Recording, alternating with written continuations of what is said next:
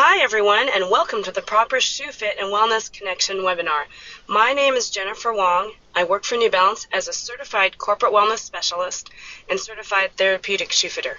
You're probably wondering, what does proper shoe fit have to do for the well-being of your employees? Comfortable shoes in the right size, width, and stability level provides cost savings to the bottom line of your wellness program, as well as, more importantly, increases employee morale. Pictured in front of you is a FOOTWEAR branded device. It measures the toe length, arch length, basically how much your arch elongates, and width of your foot. It's incredibly important to foot health to get your foot measured every year. Why is that? Because foot size and width may increase as you age. It often gets longer and wider, or as your health changes due to pregnancy for women, arthritis, diabetes, etc. Black toenails are a sign that your shoes are too small or not wide enough. So the big misconception is that your foot size will be the same for the rest of your life. That is not true. Your foot size changes over time. And shoes only last 6 months to about 1.5 years, depending on frequency of use. We do a lot of corporate seminars and on-site events, and people don't realize that you need to change your shoes often. So the good rule of thumb is if you exercise more than 3 times a week, you should replace your shoes every 6 months. The better thing to do is to buy 2 pairs of shoes and alternate them. Part of proper shoe fit, and the biggest part, is knowing your arch type. There's basically 3 different arch types, although there's a huge continuum. There's the high arch, the normal arch or medium arch, and the flat arch. The higher arched people are put into the neutral cushioning category of shoes. And there's 2 types of neutral cushioning. There's structured neutral, where the upper and the midsole holds you a little bit stronger, and the flexible neutral. And the people out there that really like that flexible neutral shoe will know their foot really likes that. The second type of shoe category and arch category is the stability category. That's for your normal arch or medium arch. And most of the people fit in here, where they overpronate or roll in just a little bit. We have 3 categories of stability shoes: low stability, medium stability, high stability. The third arch type or third type of shoe is that flat-footed, flat arch for motion control people.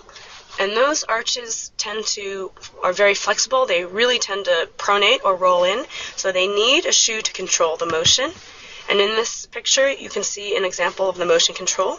On the inside or medial side, you see that gray and teal. It's 2 different types of reinforcements to help your foot from rolling over. Wanted to also point out that performance shoes are very sports specific. So you can see on this list there are many different types of shoes, and it's so important to get the right type of shoe for your activity. So you definitely shouldn't run in a walking shoe. We see a lot of people trying to play tennis or basketball, lateral, side-to-side sports in running shoes. That's not a good idea. As well as people that are into CrossFit want a more minimal shoe, lower to the ground, lower heel-to-toe slope. Obviously, with work shoes, you want slip-resistant or steel-toe. That's incredibly important. But if you take away anything from this webinar, it's very important to get properly fit at a specialty footwear store.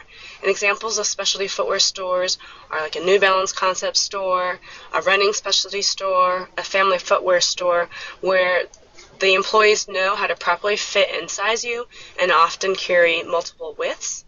At New Balance, we have over 6 different widths. And if you didn't know what kind of specialty store is in your area, you can go to newbalance.com and find a specialty store, as well as footwear information. And when you do go to those stores, there's some really great fit tips that we have for you.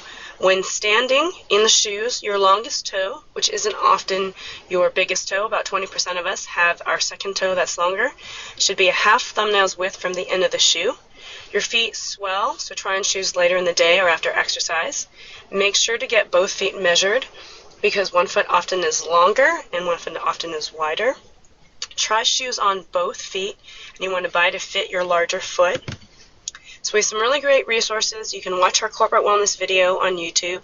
We have customizable programs on shoe fit, self-massage sticks, personalized footwear advice, discounted footwear subsidies.